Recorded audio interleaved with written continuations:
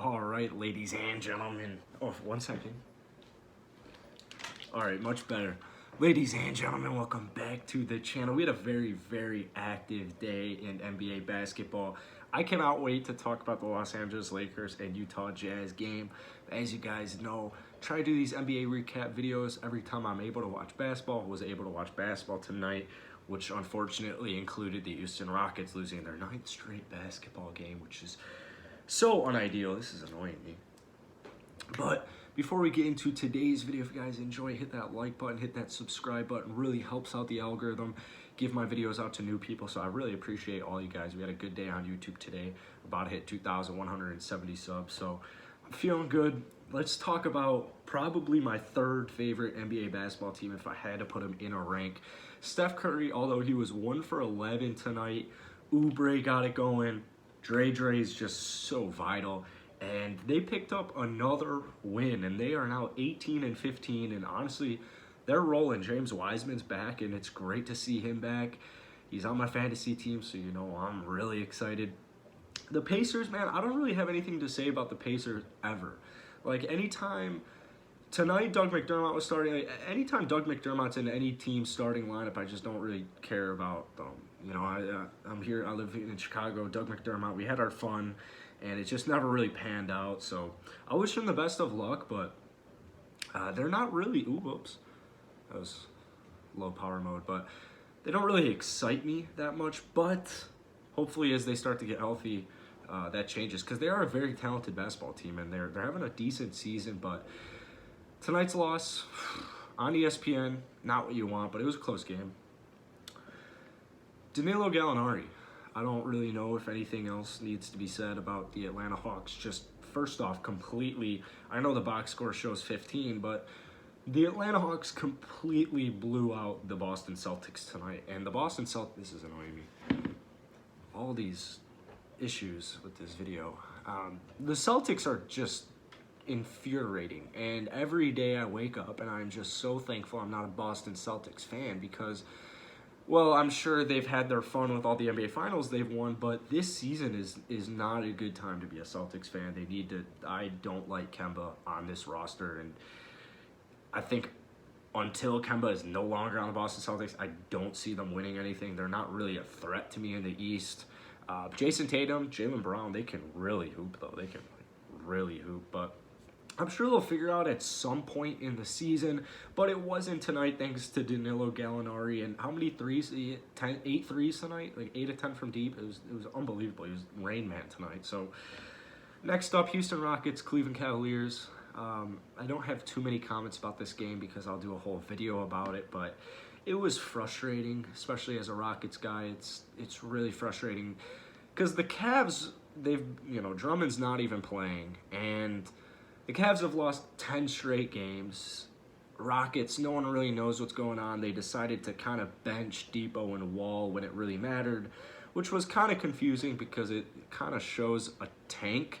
And what's really annoying about tonight is that Jared Allen, who the Houston Rockets should have traded for in the James Harden package, but Coach Stephen Silas and the Houston Rockets organization wants to get smaller, he doesn't fit our team's plans. And it's so frustrating because he's an incredible basketball talent. He's on an expiring deal nonetheless, so you don't even have to be stuck with him if you don't want him. But I think every Rockets fan would agree Jared Allen on our team would be great. It would be just great. So he absolutely went off against us tonight, especially in the first half. He had like 15 points, 9 rebounds. And the Cleveland Cavaliers, and no offense to the Cleveland Cavaliers, they're in rebuild mode, and they're doing it the right way. They've got a lot of young talent, but so many times in the game, they would, especially late in the fourth, some dude would make a three, and I'm like, who are you, man? Like, why are we just getting completely blown out to the Cleveland Cavaliers? Like, Christian Wood, please come back. So next up, Miami Heat. I did not watch any part of this game, so I'm not really going to comment on it, but it is very cool. I think this was their 4th straight win, so they're like 16-18, 16-17, something like that. But the Heat are rolling. They won 4 straight games. JB had another good night, so trying to watch more Heat games.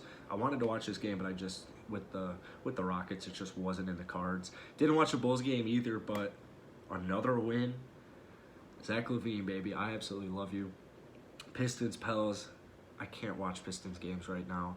Lou Dort, caught the end of this game. Lou Dort is on a revenge trip. Like, he is on a total revenge tour. What I love so much about kind of James Harden doing his whole shebang last season and knocking out Lou Dort and the Oklahoma City Thunder in the playoffs was that they trained together. I think everybody in the league, especially after that moment, started to root for Lou Dort. Like, two good friends, two great competitors, and James Harden clearly is the superior talent. But Lou Dort, man, there's just something in this dude's eyes, man. He is out. He's out for blood. He wants to prove himself. He wants to prove himself in this league. And he's had a pretty decent season. So Shea also just completely went off. And the Thunder, they're not a bad team, man. The Spurs, they were without DeMar for personal reasons, but Spurs are a pretty good team in the West, man. So, good win for the Thunder. Suns, Malik Monk, all of a sudden, is just a beast. The last couple of games, Malik Monk has just been going off, and I love to see it. Ever since he came out of Kentucky, I've been rooting for him. Unfortunately, it didn't really work out in his first couple of years with Charlotte. It's never really panned out to the degree that they wanted it to, but they picked up a great win on the road tonight against a red-hot Phoenix Suns. Thinking Devin Booker wants to prove himself, kind of go off. He did go off. But it just wasn't enough. 124 points for the Charlotte Hornets tonight. So that was incredible. That was very cool.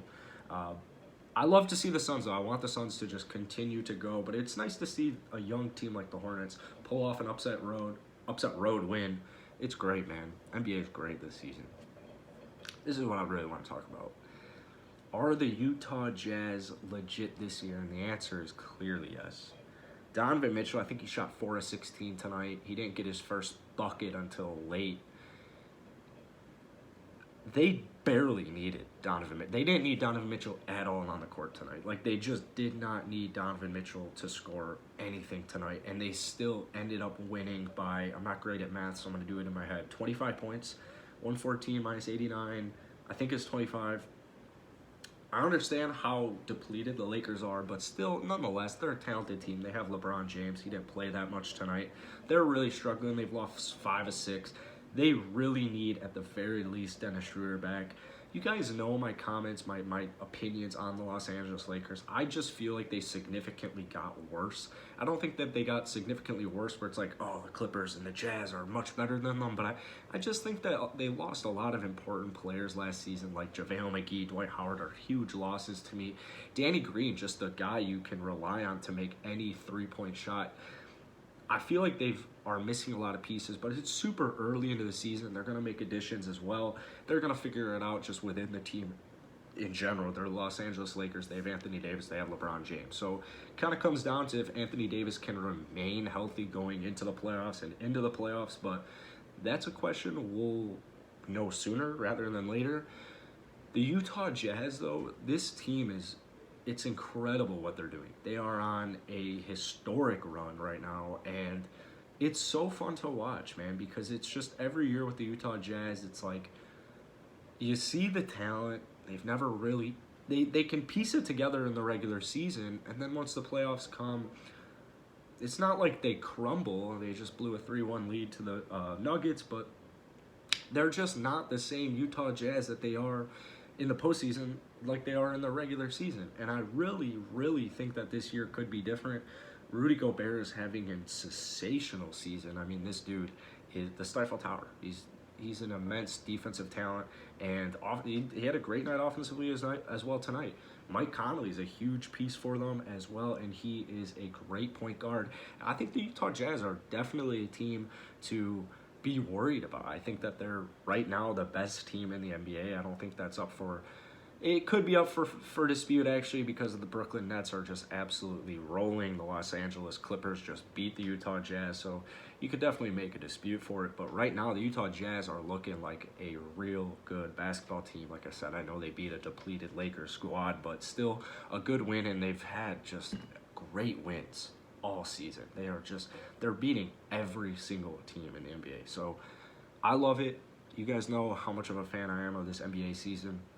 But that's it for tonight. Hope you guys enjoyed. If you do, leave a like down below. I'll see you tomorrow.